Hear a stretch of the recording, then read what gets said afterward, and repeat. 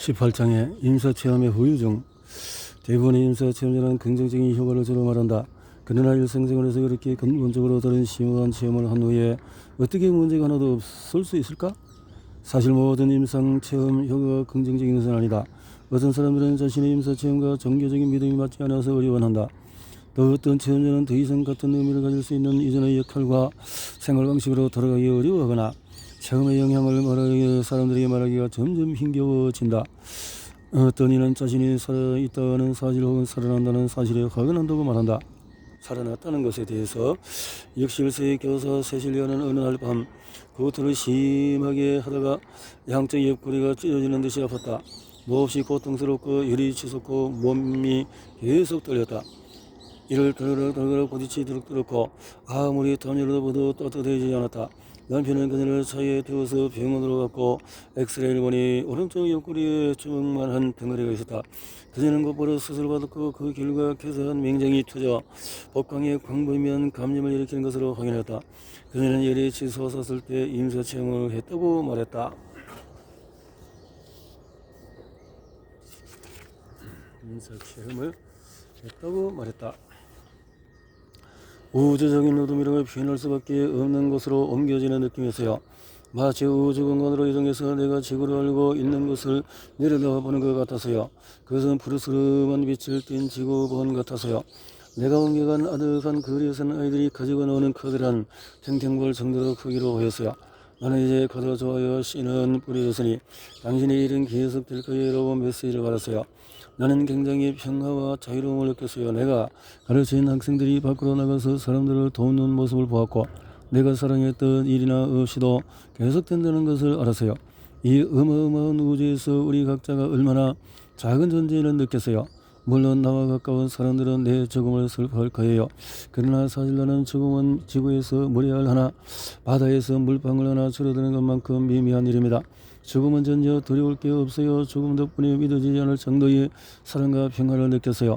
우리가 남기고 가는 물질적인 것들이 얼마나 보잘것없는지도 보았어요. 나는 갈 준비가 되었다고 느꼈고 방 안에서 지켜보고 기다리던 두 영혼의 팔을 내밀었어요. 그런데 그들은 뒤로 물러서기 시작하더니 나를 두고 떠났어요. 그들이 점점 사라질 때 나는 내려 나 여기 있어요. 나도 데려가세요 라고 애원했어요. 세실리아의 더없이 행복했던 체험은 고통에 시달리는 몸으로 돌아오면서 끝이 났다. 현실 세계로 들어오는 여정이 시작되었어요. 몸이 회복되는 과정은 더디고 지루했어요. 내 몸은 치유되고 있었지만 죽지 못해서 아쉬웠어요. 내가 체험했던 참으로 아름다운 평화를 떨쳐낼 수가 없었어요. 몇 주 동안의 우울증을 겪었어요. 모든 게 아주 힘들어졌어요. 옷 입고 신발 끈 묶고 음식을 삼키고 차를 운전하고 운전대를 돌리고 계단을 올라가고 손잡이를 돌리고 걷고 모든 것이 말하기조차 힘들었어요. 육체를 끌고 다닌다는 게 그저 너무 힘든 일 같아서요.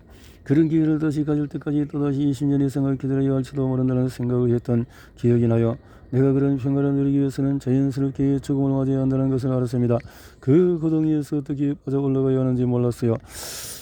구덩이는 그냥 점점 더 깊어지는 것 같았죠. 필사적으로 떡을 찾으려고 애쓰면서 가능한 한 구석구석 찾아왔어요. 이 문제를 어떻게 헤쳐나갈지를 놓고 일기를 쓰려고 노트 한 권을 샀어요. 나는 먼저 화가 나서 하나님에게 썼어요. 왜 내가 살아있어요? 라고 물었다. 분노보다는 슬픔이나 아쉬움 때문에 그 고통스러운 임사체험자들도 있다. 자전거를 타다가 음주운전자의 차에 정면으로 부딪힌 리는 혼수 상태에서 깨어난 후에 임사체험으로 돌아오고 싶은 감정을 털어놓았다.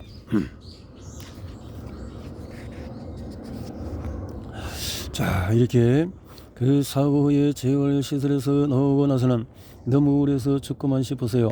부모님은 나를 정신과 병원으로 데리고 가셨고 나는 석 달 정도 아무도 대화하지 않으려고 하지 않았어요.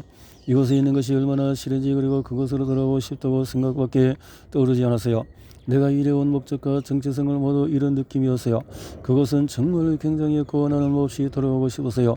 나는 너무 화가 났고 세상 사람들은 그저 너무 못되게 보였고 아무도 이런 나를 이해할 수가 없었죠. 정신과 병원 역시 이 문제를 마음 놓고 털어놓을 수 있는 곳은 아니었어요. 사고 후에는 잠만 청했어요. 또 육체적으로 무척 아팠고 정말 혼란스러웠어요. 정말 감사해요.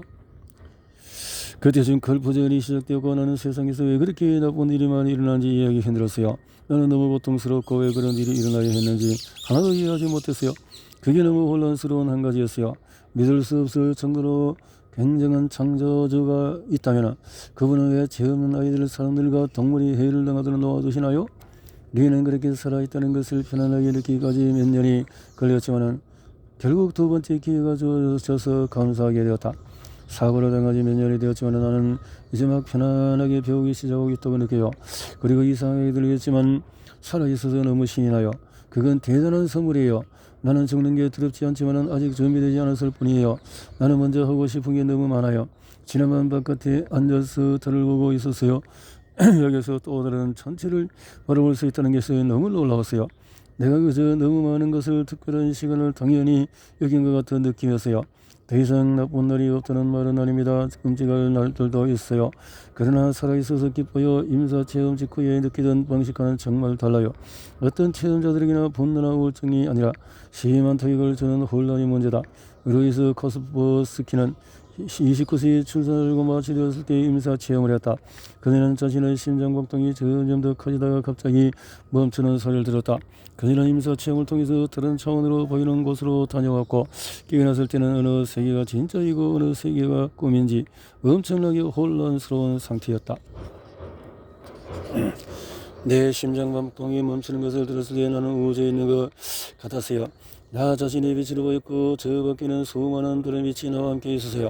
정말 평화롭고 또 평화로웠어요. 그것에 대해 처음으로 깨달은 것이 그거예요. 그것은 너무 평화롭고 편안하고 조용했어요. 그때 분만실로 들어가서 내 몸 위에서 의사와 간호사들을 보았던 기억이 나요. 깨어났을 때 현실과 내가 꿈이라고 부르는 것을 분리할 수 없어서 겁이 났어요. 몇 초 동안에 그저 끔찍했어요. 나는 결국 둘째 날에 남편에게 그 이야기를 했어요. 그 일에 대해서 심리적으로 정말 혼란스러웠어요. 그리고 극복하는데 긴 시간이 걸렸어요.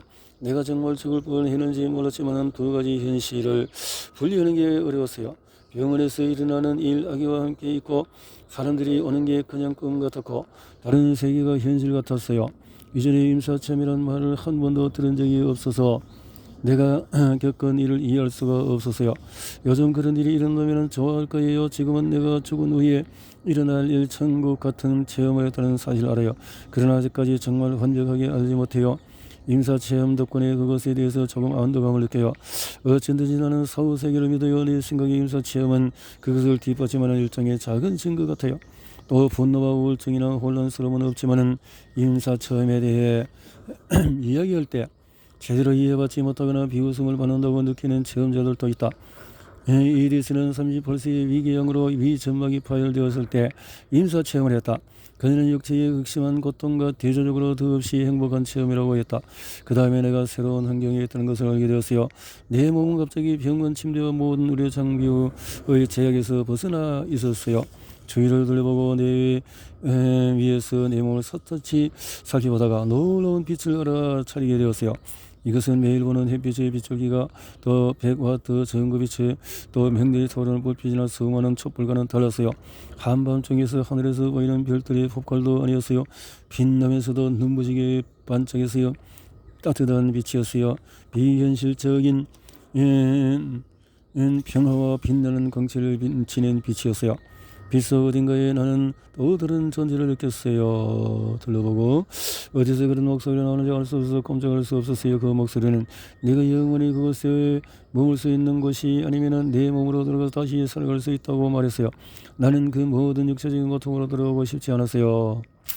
그때 눈앞에 커다란 텔레비전 화면에서 내 앞에 생생한 3천 색깔로 보이기 시작했어요. 몇 년 동안 생각하지 않았던 것들까지 모두 돌아갈까 머무를까 돌아갈까 가자. 내가 말로 할 필요 없이 그 목소리는 나의 결정을 알았어요. 느꼈어요. 그러나 그녀가 의식을 되찾은 후에 임사체험에 대해서 이야기하면서 조롱하고 또 해봤고 정신거치를 받아야 한다는 협박을 당했다. 나는 신이 났어요. 답답해서 속이 터지기 전에 내 이야기를 하고 싶었어요. 얼마나 성가하고 경이로운 장면을 보았는지 무한한 힘과 우아함을 지닌 빛을 묘사하려고 애썼어요. 한 간호사가 내 혈압을 증강하고 왔어요. 그녀를 보고 내 경험을 말하기 시작했어요. 간호사는 내가 말을 마칠 때까지 열심히 들었어요. 간호사는 내 소매를 내리면서 그래요. 아주 흥미로워요. 그러나 당신은 너무 아파서 환각을 본 거예요. 라고 말했어요. 내 말을 간호사가 이해하지 못했다고 생각했어요. 조금 후에 두 번째 간호사가 들어왔고 내 이야기를 그녀에게 했어요. 이야기를 마치자 간호사는 그들이 주는 약을 먹으면 이상한 꿈을 꿀 때가 많다고 말했어요. 그러나 나는 내가 무엇을 보았는지 알아요. 내게 무슨 일이 났는지 나는 알아요. 그건 이상한 꿈이 아니었어요. 밤 근무 간호사가 다가왔을 때 나는 세 번째 이야기하려고 했어요. 이번에는 내가 이야기를 끝내자 그 간호사가 차갑고 상호적인 태도로 내가 계속 그런 식으로 이야기하면 정신과 의사를 불러오겠다고 말했어요. 그 말을 듣고 나는 정말 겁이 났어요. 의사를 나를 미쳤다고 생각하면 그 일에 의해서 입을 다무는 것이 낫겠다고 생각이 들더군요. 임사체험 후에 우리 문화에서 기대하는 인간과 인간 사이의 경계를 이해하고 유지하는 데 어려움을 겪는 사람들도 있다. 우리 모두가 서로 연결되어 있다는 감각을 경험한 이들은 때때로 남들이 부적절하다고 느낄 수 있는 방식으로 다가간다. 임사체험 후에 경찰관에서 교사로 변신한 존 제라시는 학생들의 개인적인 문제까지 도와주려는 전문가답지 않은 행동으로 계속해서 교장의 질책을 받았다. 임사체험 후에 인생에서 자신의 길을 찾으려고 애쓰던 25세 엘릭스는 어느 날 자동차에 자신이 키우던 골든 리트리버와 여행 가방을 싣고 내 문 앞에 나타났다. 그는 강연에서 내가 임사체험에 대해서 말한 것을 들었고 2시간을 운전해서 집까지 왔다. 자신이 임사체험 후유증에서 벗어날 때까지 내가 기꺼이 집에 머물게 해줄 거로 기대해서 했다. 당연히 나는 정신과 의사로 훈련받았으므로 내 결혼 생활을 위해 건강한 경계를 지키는 법을 알았다. 조용한 식당에서 함께 저녁을 먹으며 함께 이야기를 나누면서 나는 그의 문제와 걱정에 대해서 열심히 들었다. 그리고 임사체험의 복잡성을 잘 이해하는 그가 사는 지역의 심리상담사가 사람들을 터놓고 이야기할 수 있는 임사체험자들의 모임에 연결해 줄 수가 있었다. 그리고 무엇이 필요한지 깨달았다. 임사체험 실제 일어난 일로 진지하게 받아들이며 체험자들을 돌봐줄 사람들, 그리고 외롭고 혼란스러운 체험자들이 황폐해진 감정에 대처하기 위해서 서로 돕는 모임이 필요하다고 생각했다. 1980년대에는 임사체험에 대해서 아는 사람이 많아졌다. 그리고 의사 동료들이 임사체험에 대해서 나의 관심을 갖게 되면서 그들 중에서 일부는 내게 환자들을 의뢰하기 시작했다. 10대인 케니는 고압 전선에 감전되었을 때 심장이 멎었다. 그는 천국과 지옥의 환상을 두루 경험한 임사체험을 했고 그리스도에게 꿈을 받았고 사명을 가지고 돌아왔다고 느꼈다. 케니는 그 모험에 참석한 후에 30년이 지나도 임사체험 후유증과 계속 씨름했다. 그는 이제 그런 씨름을 이렇게 요약한다. 그 이후에 많은 우여곡절을 겪었어요. 좋을 때도 있었고 힘들 때도 있었어요. 몇 년에 걸쳐서 정말 나의 따뜻한 마음은 발견했어요. 나는 인간의 감정적인 면을 다루는 데 진정한 재능이 있고 최악의 어려움을 겪는 사람들을 위로하고 이끄는 데 능력이 많다는 것을 알아요. 감정 사고가 내 삶을 바꾸었어요. 내 삶의 목적이 있고 사람을 돕는 직업을 가지거나 사람을 도울 수 있어서 나보다 더 큰 뭔가를 할 수 있다는 것을 알아요. 많은 체험자가 임사체험 후에 일상으로 되돌아오는데 어려움을 겪기 때문에 1994년 국제임사체험연구협회는 체험자들을 돕기 위해서 5일 워크숍을 후원했다. 나는 임사체험을 직접 겪은 연구협회 이사 바버라 헤르스 휘필드와 함께 워크숍을 주최했다. 우리는 참가자 32명을 초대했다. 절반은 체험자, 절반은 돕는 사람이었고 양쪽에 모두 해당하는 참가자도 있었다. 우리는 세 가지 목표에 초점을 맞춘 일반적인 지침을 제시했다. 첫 번째는 체험자가 갖기 가장 도움이 되는 방식으로 임사체험을 이해하도록 도와주는 일이다. 의료기관의 삶에서 임사체험 같은 경험의 중요성을 인정하기까지는 또다시 10년이 걸렸다. 임사체험을 했던 환자들을 만날 가능성이 높은 병원 직원, 성직자들을 위해서 나는 지난 몇 년 동안의 추가 지침들을 개발했다. 그래서 우선 자세한 얘기를 해달라고 제청하거나 무슨 일이 일어났는지 대신 설명하거나 해석하려고 하지 말고 먼저 체험자들의 임사체험 이야기를 열심히 경청해야 한다. 두 번째는 임사 체험이 정상적이고 흔한 경험이라고 체험자들을 안심시키면서 그 사건이 개인에게 미친 깊은 영향을 인정하는 것이다. 세 번째는 체험자들이 자기에게 일어난 태도, 신념이나 가치관 변화를 알아차리고 그런 변화가 삶에 어떤 영향을 줄 수 있는지 탐색하도록 격려하는 일이다. 동료 마리에타 벨라바노바와 나는 최근 체험자들이 임사 체험에 대처하는 데 도움을 받기 위해 어떤 유형의 도움과 지원을 구하는지, 그들이 어떻게 무엇에 장애가 되는지, 그리고 이런 노력이 유익한지 유익하다면 어떻게 유익한지를 연구했다. 도움을 구하는 체험자들의 3분의 1은 정신건강 문제들을 만났다. 전문가들을 만났다. 심리 도움을 구했던 체험자의 4분의 3이 방법을 찾을 수 있었고 임사 체험이 긍정적인 경험이었다고 느꼈다는 게 이 연구로 얻은 좋은 소식이다. 오늘 노래는 임사 체험자와 일반인을 위한 많은 지원 모임이 있다. 체험자들 그리고 그 가족을 도우면서 나는 당사자만 힘든 후유증을 앓는 게 아니라는 사실을 알게 되었다. 부모가 아이들의 임사체험 후유증을 이해하고 받아들이는 게 어려울 수도 있다. 어느 때인가 병원의 소아외과 의사가 6살 아들의 심장수술 앞둔 어머니가 이야기를 나눠달라고 청했다. 날 때부터 구멍이 있던 심장을 치료하기 위해서 필요한 수술이었다. 그 아들은 구멍 때문에 심장 박동이 점점 불규칙해지고 내가 보호비에 병실에 들어갔을 때 그의 어머니는 진저의 아들의 빈 침대 옆 의자에 앉아서 손으로 치수를 만지자 그리고 있었다. 연료물을 넣고 하고 들어가자 그녀는 나를 올려다보았다. 나는 자기 소개를 하고 보비가 수술을 받는 동안에 어머니가 이야기를 나누려고 보비의 심장외과 의사가 내게 부탁했다고 설명했다. 그녀는 고개를 끄덕이더니 자기 손을 내려다보았다. 엉엉 지나갔지만 조금씩 훌쩍이고 있었다. 나는 조심스럽게 이야기를 꺼냈다. 이 모든 상황이 참 무서우시죠? 내 아들이 심장수술을 받는다고 생각하면 나 역시 꽤 걱정일 것 같아요. 진지는 조금 더듬거리면서 말했다. 너무 혼란스러워요. 몇 년 동안에 아들이 괜찮을지 왜 이런 일이 일어났는지 내가 뭔가 잘못한 것은 아니지 많이 고민했어요. 그 다음에 수술을 받기로 결심했어요. 그 다음에 지난밤 그녀가 기억을 지우려는 듯이 고개를 저었다. 지난밤? 그녀는 나를 올려다보며 보비의 심장박동이 멈췄던 것을 아시죠? 나는 고개를 끄덕였고 그녀가 내게 무슨 말을 하기도 전에 재빨리 손을 내려다보았다. 나는 무슨 일이 있었어요? 라고 물었다. 보비는 깨어났어요. 그러나 그것 때문에 오늘 아침에 수술이 더 걱정이 되었어요. 그 다음 오늘 아침? 그녀는 계속 손을 내려다보고 있었다. 보비가 수술을 가기 직전에 내가 말했어요. 목소리 약간 갈라지고 침을 꾹꾹 삼켰다. 나는 아들에게 두 손을 모으고 모든 일이 무사히 끝나기를 기도하자고 말했어요. 그런데 보비는 나를 똑바로 바라보고 활짝 웃으면서 아니에요 엄마. 우리는 그럴 필요가 없어요 라고 말했어요. 그녀는 다시 침을 꿀꺽 삼키고 여전히 손으로 치수를 만지작거리고 계속 이야기를 했다. 아들은 우리가 산모와 기도할 필요가 없다고 말했어요. 난 아들의 수술이 걱정이 되는데 걔가 거기에서 그런 식으로 말 듣고 해서 혼란스럽고 속상했어요.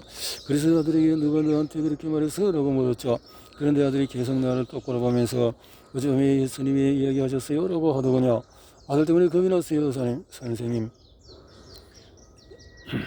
진주는 목이 메어 말을 잊지 못했다.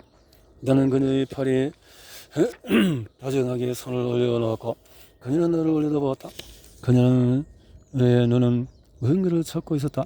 나는 고개를 끄덕이며 얼마나 속상했을지 이해합니다. 아들이 다른 말은 하지 않았어요? 수술은 잘 될 것이고 심장은 좋아질 것이라고 예수님이 자기가 말씀하셨다는 거예요. 그 다음에 아들이 두 손을 모으고 기도해야 하느냐고 예수님에게 물었대요. 그런데 그분이 웃으면서 손을 모으지 않아도 된다고 말씀하셨다는 거예요. 마음속으로 기도하기만 하면 하나님이 들으신다고 아들에게 말씀하셨대요. 그녀는 계속 내 얼굴을 살피면서 말을 잠시 멈췄다가 다시 말을 이었다. 무슨 말을 해야 할지 몰랐어요. 그래서 그저 아들의 손을 꼭 잡고 아무 말도 하지 않았어요. 평소에 보비는 그런 식으로 말하지 않아요.